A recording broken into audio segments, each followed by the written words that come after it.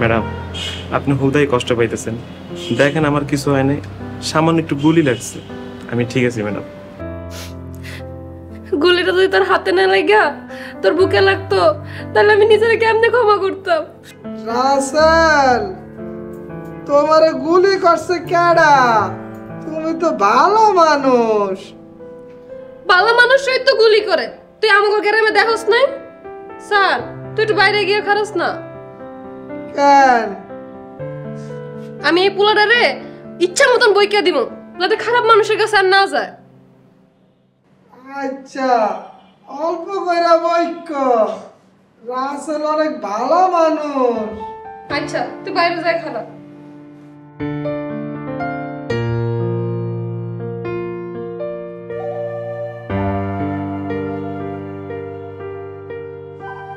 তুই তোর জীবন নিয়ে আমারে বাঁচাইলি, আমি এর প্রতিদান কেমনে দিব?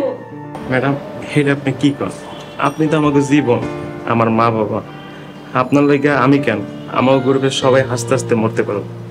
ইডিয়েট, তোরা আমার শান্তিতে মরতেও দিবি না।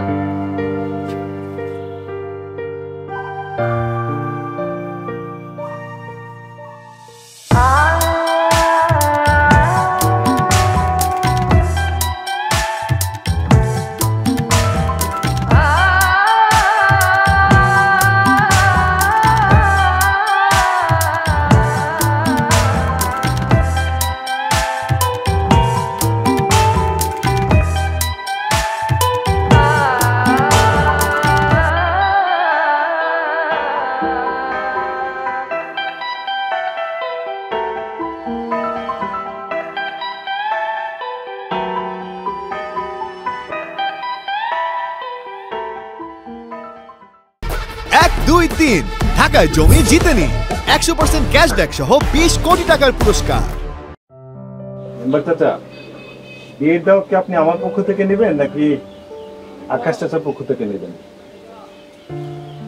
আকাশ ভাই হইল আমার রাজনৈতিক সহকর্মী, তাছাড়া উনি আমার পারিবারিক আপনজন। আকাশ ভাই এত বছর ধরে এলাকায় চেয়ারম্যানই করে মানুষের সেবা করছে, এখন আমি চেয়ারম্যান হয়ে এলাকার সেবা করি। তোমার লগে তো আমার ওইসব সম্পর্ক নাই, তাই না? তাহলে তো ভালোই হয়, কিন্তু আমার অনুষ্ঠানের কথা শুনলেই না একটু ভয় লাগে। আপনারা একজন আরেকজনের অতি আপনজন হয়েও কখন জানি একজন আরেকজনের জীবন নিয়ে টানাটানি করেন। মতিন বাড়তি কথা কইলেও একবার মিশা কথা বলে।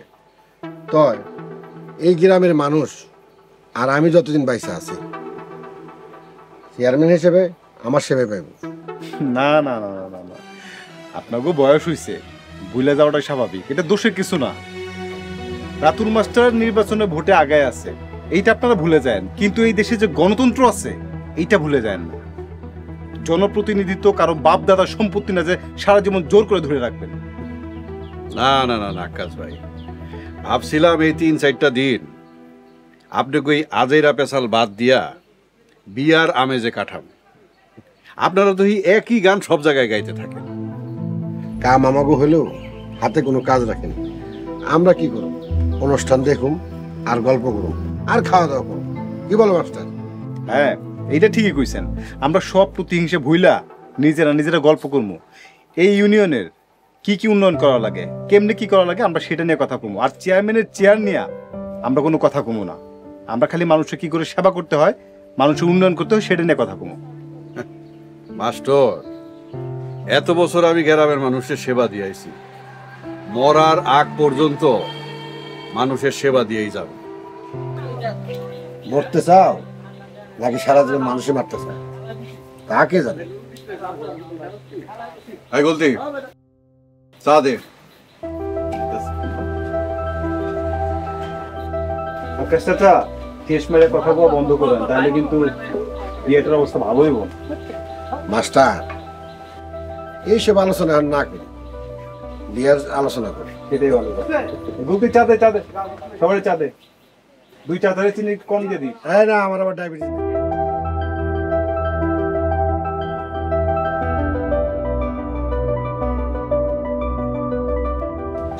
রাসেল ভাই আমার, আমি এটা কি করলাম? আমার লেগে আজকে তোর এই অবস্থা। আরে আপা, আপনি এত টেনশন করতেছেন কেন? দেখেন আমি সুস্থ আছি, আমার কিছু হয়নি। আজ যদি হাতে গুলিটা না লেখা বুকে লাগতো, বুঝোস কি সর্বনাশ না হইতো। কিন্তু আপা, যদি আমার হাতে না লাগতো তাহলে তো চক্রের ম্যাডামের বুকে গিয়ে লাগতো। আর আপনি তো জানেনই চক্রের ম্যাডাম আমার কাছে আমার মায়ের মতো। আপনি কোন আমার মায়ের মৃত্যু আমি কেমনে দেখতাম? তোর এই ম্যাডাম আমার বাবার খুনি, আইজ হোক কাইল হোক চকলেটের আমার হাতেই মরতে হইব। কিন্তু আপা, এই মানুষটার তো আমি অনেক বছর ধরে দেখতেছি। এই মানুষটা কোনো কারণ ছাড়া কারো খুন করবে এটা তো আমি বিশ্বাস করি না। তোর বিশ্বাসে আমার কিচ্ছু যায় আসে না। আমার বাপরে আমার চোখের সামনে চকলেট ও নিজ হাতে কোপায়া রক্তাক্ত কইরা আমার বাবা ছটফট করে মরছে। আমিও চকলেটের সেইভাবে রক্তাক্ত করা আমার চোখের সামনে ছটফট করে মরতে দেখতে চাই। তাই আপা, আপনি আমার আগে মাইরে লন। আপনি যেমন আপনার বাবার মৃত্যু মাইনে নিতে পারেন নাই, আমি তাহলে আমার মায়ের মৃত্যু কেমনে মাইনে লম কন? চকলেট ম্যাডাম রাসেলরা যেমন আদর করে ঠিক আমারও আদর করে। আমিও তো রাসেল, গুলতি, বিজলিরও তো তোদের চেয়ে কম ভালোবাসি না। দেখ রাসেল আজ আমার হাতে গুলি খা হাসপাতালে। না না আপা, আপনি এভাবে ভাইবেন না। আপনার আর চকলেট ম্যাডামের আমাকে গ্রুপের সবাই সম্মান আর ভালোবাসে। রাসেল ঠিকই কইছে, রাসেল এবার সুস্থ হইলে বড় করে একটা পার্টি দিতে হইব। ওকে ডান। আচ্ছা, সুস্থ হয়ে যাবে ভাইয়া, সমস্যা নেই।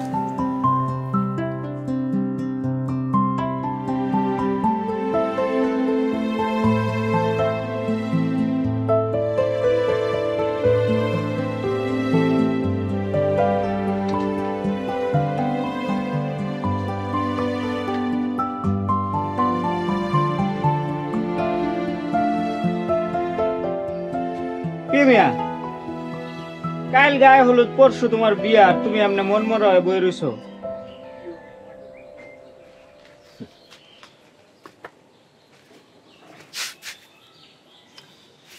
মন মরা তো থাকনেরই কথা। এই যে তুমি একটা ভদ্র পোলা জ্যান্ত ছটফট করতেছ, এই মানুষটা বিয়াটা হইলেই যাইব গা ময়রা। আহারে, না পারবো বাঁচতে, না পারবো কব্বরে যাইতে। তোমার অবস্থা দেখে আর তোমার কথা হয় না, আমার তো বিয়া করতে ডর লাগতেছে। ডর তো লাগবোই, ডর একটু অডাই তো ভালো, মনের মধ্যে ডর থাকনটা ভালো। কিন্তু মরতে যেমন হইব বিয়াও তেমন করতে হইব, ডরে লাভ নেই। এটা কিন্তু একটা দামি কথা কইছে নোরা ভাই। এখানে দামি দেখে একটা সাবান দেও, তোমার বিয়াতে শরীরটা ডইল্লা গোসল দিয়া বিয়াটা খাইতে যাবো, বুঝছো? টাকা আনতে গেছিলাম, টাকাটা আনতেই ফুলমতির কাছে গেছিলাম। ফুলমতির ক্যাশ ক্যাসানির যন্ত্রণায় টাকার কথা পরে ভুললেই গেছি গা। মাইয়া মানুষের লগে থাকলে এত কথা মনে রাখুন যায়। তোমার কাছে আর তোমার বোর কাছে কোনো কিছু বিক্রি করে আমার মতো মানুষ টাকা উঠাইতে পারবো না। কি সব কথা বার্তা কও, বিয়া যত কাছে আইতেছে তুমি তত রসিক মানুষ হইতেছ। টাকা দিব না কে, টাকা তো দিবই, লেখে রাখো সব একবারে দিয়ে দিবনি। দাও একটা সাবান দাও। আমার ভালো লাগতেছে না, মায়ের কথা মনে পড়া ভিতরটা অস্থির অস্থির লাগতেছে। তুমি দোকানে যাও, তোমার যেটা পছন্দ হয় তুমি নাও বা যাও। আচ্ছা ঠিক আছে, তুমি এনে বইয়া একটু মন খারাপ করো, আমি সাবানটা লয়ে আনি। বহো।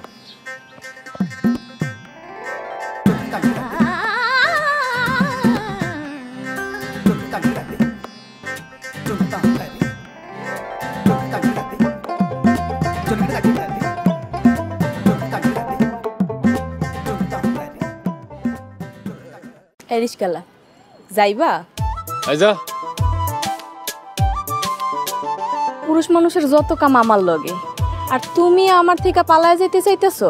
মামা আজান হইতেছে, নামাজে যাবো। আরে চলো, ভাড়া বাড়াই দিব। মামা টাকায় কি সবকিছু হয়? তুমি আল্লাহর একজন ইমানদার ব্যক্তি, তোমারে আমি খুঁজুম না এইটা কোনো কথা বললা? আমি সবাইরে আমার কাস্টমার মনে করি না, তোমারে আমার ভালো মনে হইছে তাই তোমার লগে একটু কথা কইছি। এই বিজলির জীবন হয়েছে রাস্তার পাশে ড্রেনের মতন। একটা মানুষ তার সব চাইতে দামি সম্পদটা সামান্য কয়টা টাকার কাছে কখন বিক্রি করে দেয়। আপনি সঠিক পথে চললা, দেখবেন জীবনটা এত সুন্দর। কেমন কথা মানে এমন কথাই, যা ভাই বাইরা, তোরা রিক্সা দিব না ভাই।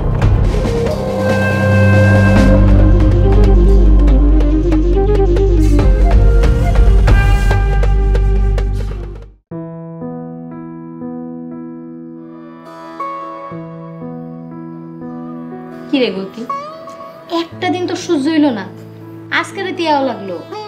কি করবো কখন তোরে কাছে পাবো, এই দেখলে মাথায় ঘুরঘুর করে। তুই তো এত অসভ্য আছিলি না, এত অসভ্য কবে থইছস? হ্যাঁ কি কস অসভ্যর কি হইলো? বউ ঘরে তুলে নেবো, একটু অসভ্য না হইলে হয়? অসভ্য না, খুব অসভ্যতা চলতেছে। অসভ্যতা আমি কি দেখলেন আপনি খয়ের ভাই? আমি তো গুলতির লগে কথা কইতেছি। আর ওই গুলতি, তোর কলিজাটা তো অনেক বড়, তুই আমগোর বাড়িতে আমগোর বাড়ির মেয়ের সাথে পোস্ট হিস্ট্রি করস না? আপনি মনে হয় ভুলে গেছেন, কালকে বিজলির লগে আমার গায়ে হলুদ, পরশু বিয়া। হ্যাঁ তাই তো।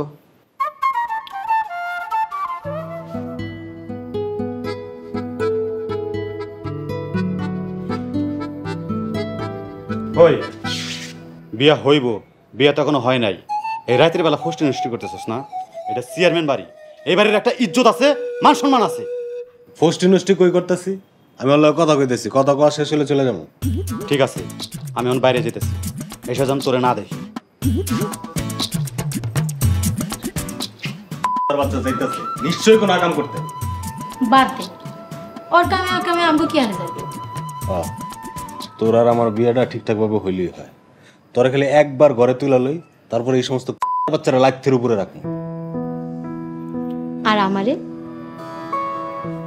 তোরে তো আমার বুকে রাখবে, বালিশে শুইতেই দিব না। ও রে সোনা রাইস।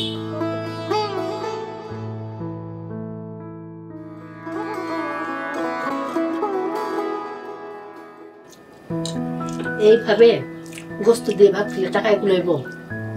আমার তো কোনো কাজ কাম নাই, আগের বস্তিতে থাকলে তো আমিও কাম করতাম। তোমার কিছু করতে হইব না, দেখি আমি কিছু একটা করব। এই অচেনা শহরে তুমি কি করবা? পুরুষ মানুষের কামের অভাব, দরকার রিক্সা চালাবো। আমাকে মিলিমে না একেবারে রান্না শিখে ফেলাইছে, একদম মায়ের মতো না, বুদ্ধিটা পাইছে, চোখ বুলাইলেই শিখে ফেলায়। গোস্তটা মজা হইছে না? হইছে কোন রকম। দেখছো দেখছো, লোকটার তো কোনো কৃতজ্ঞতাই নেই।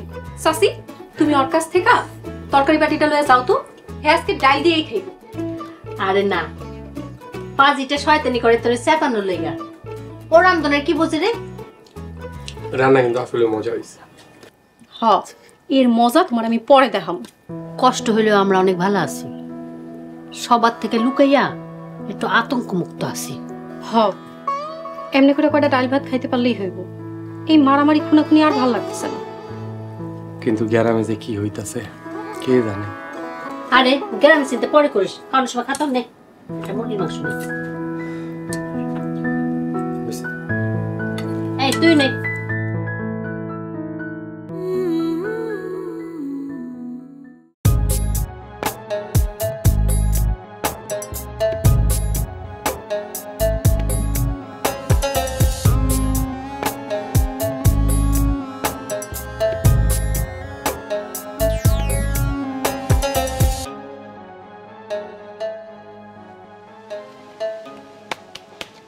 কিরে নাসিম, ডাকছস কে? ক, আমি কিন্তু ব্যস্ত মানুষ, বিয়ে বাড়ির কাম ফেলাই আছি, কি করবি তাড়াতাড়ি? ইস, তুমি অনেক ব্যস্ত তাই না? শেষবারের মতো প্রেমিকার বিয়ার কামলা হইলা তুমি? দূর বেটা, কিয়ের প্রেমিকা?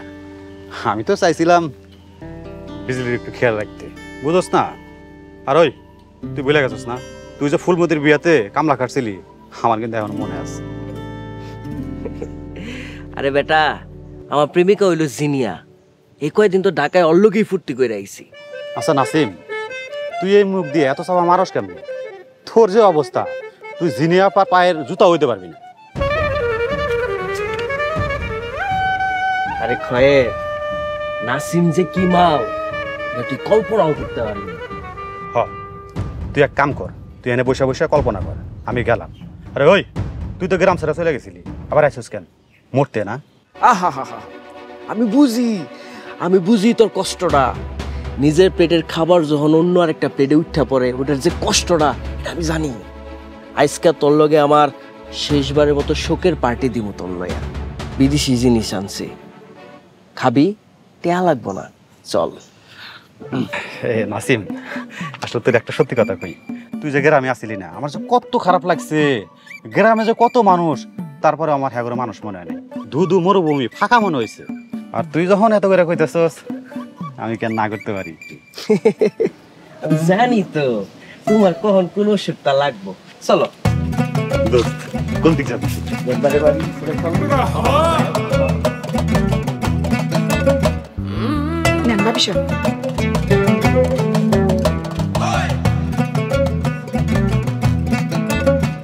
আপনারই কিন্তু ভাবি সাহেব অনেক সুন্দর লাগতেছে। হ্যাঁ, লিপস্টিকটা দাও।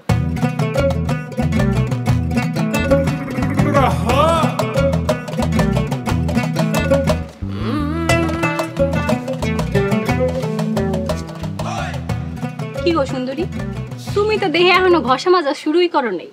আমরা না আজকে বিজলিরে হলুদ মরিচ দিতে যাবো। তোমরাই যাও ভাবি, আমি যাবো না। কেন, পেট কি ঢিলা হয়ে গেছে নাকি? পেট ঢিলা হইলো সমস্যা নাই ভাবি সাহেব, কাঁচা কলার ভর্তা খাওয়াইয়া পেট একেবারে টাইট বানাই ফেলাম। আরে দূর, ওই সমস্ত কিছু না। আমার এই সমস্ত হাসি আনন্দ অনুষ্ঠান কিছুই ভালো লাগে না। আর তাছাড়া আমি একটা বিধবা মানুষ, ওখানে গিয়ে আমি কি করব? এর লেগেই তো তুমি সবচেয়ে বেশি সাইজা যাইবা। কত বেডা মানুষ আইবো ওখানে, যেডারে মনে ধরবো খালি আমার ইশারা দিয়ে দেখাই দিবা, তারপর কাম যা করার আমি করবো।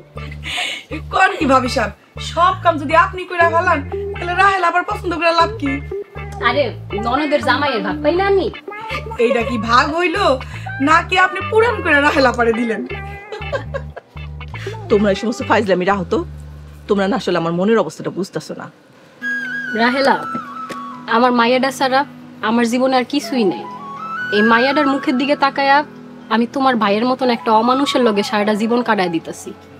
তোমার মনের অবস্থা আমি কতটুকু বুঝমু জানি না, তো আমার মায়াডা ছাড়া আমার বুকের ভেতরে কেমন করতেছে এটা তোমার আমি বুঝাইতে পারবো না। থাক ভাবি, তুমি আর এভাবে কইও না। আই সোনিয়া, ভাবিটা শেষ করে আমার ঘষা মাজা শুরু কর। আজকে যেন ভাবির চেয়ে আমার বেশি সুন্দর লাগে। ভালো হইব, এরপরে দুই সুন্দরী নাচ দেখবো। নাচ কোনটা দেখবা? প্রতি রাইতে তোমাকে মেম্বার রে যেই নাচ দেখাই এটা? আস্তাগফিরুল্লাহ ভাবি সাহেব, আপনি সব কি করেন? আচ্ছা, এত কথা বাদ দিয়ে আমারে বাকি জিনিস দাও। এই যে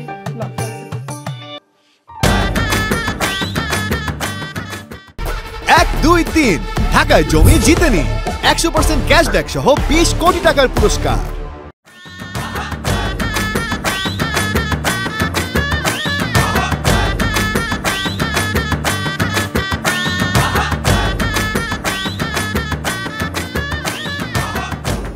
কি ব্যাপার ভাবি, এরকম অস্থির লাগতেছে আপনাকে? অস্থির হব না? তোমার স্যার আমাকে কি শান্তিতে স্থির হয়ে থাকতে দিয়েছে? স্যার আবার নতুন করে কি পেন দিল তোমাকে? তোমার স্যার আমার উপর দায়িত্ব দিয়ে নিজে গিয়েছে নেতাদের সাথে বাজারে আড্ডা দিতে। আরে এখন নেতা মানুষ না, একটু নেতাদের সাথে আড্ডা দিবেই স্বাভাবিক। এই নেতাদের সাথেই তো আবার খুন খারাপি মারামারি। আমার আজকে কোনো কাজই হবে না, যা কাজ করার উনি এসে করুক। আনতে আমাকে একটু বলবো ভাবি, স্যার আমি তোমার সব কাজ করে দিচ্ছি, তবু স্যারের উপর রাগ করো না। বুঝলা ভাবি, বেড়া মানুষগুলো হয়তো হয় আকাইমা, নাইলে হয় ভাদাইমা। এগুলোর ঝাড়ু দেওয়া পিটাইয়া বাড়ি ছাড়া করা দরকার। এই যে চলে এসেছে আমার সৈনিক, এখন আর তোমাদের কোনো কাজ করা লাগবে না। হ্যাঁ, সৈনিকদের গলায় জোর ছাড়ার কিছুই নেই। ভাবি ঝাড়ুটা কই রাখছো? বাড়িটা আগে একটু পরিষ্কার করি, তারপর তোমার সাথে কথা বলবো। আচ্ছা আমি গুলতিকে নিয়ে আসি, বেচার মনে লজ্জায় আসবে না, ওকে নিয়ে এসে রেডি করে দিচ্ছি।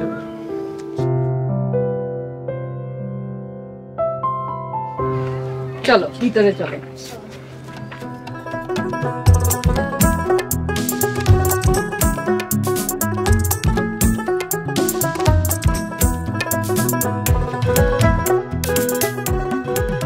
মাস্টার দেখছো তো ছাদের মধ্যে কত বড় করে প্যান্ডেল করছি, আর সারা গ্রাম মানুষের দাওয়াত দিচ্ছি।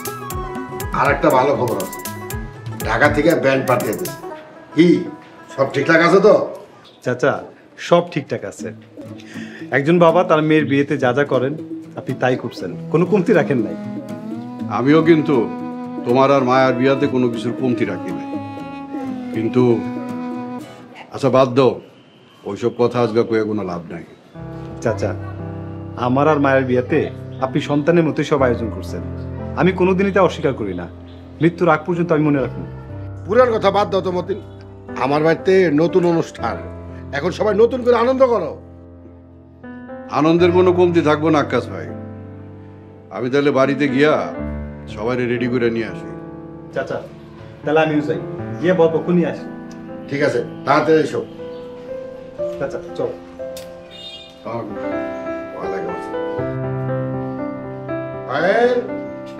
হ্যাঁ কারলি শোন, কা হলো তার বিয়েতে গ্যাঞ্জাম হতে পারে, তুই চারদিকে খোঁজ রাখবি। মামা আপনি এটা কোনো চিন্তা করেন না, পোলাপান সব জায়গায় সেট করা আছে, কিচ্ছু হইব না। ঠিক আছে, গেটে একটু দেখাশোনা কর, যা গেটের সামনে। ঠিক আছে মামা, আমি এখনই যেতেছি।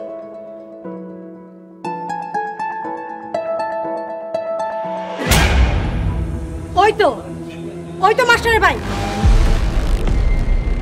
যত মালটা দেখো।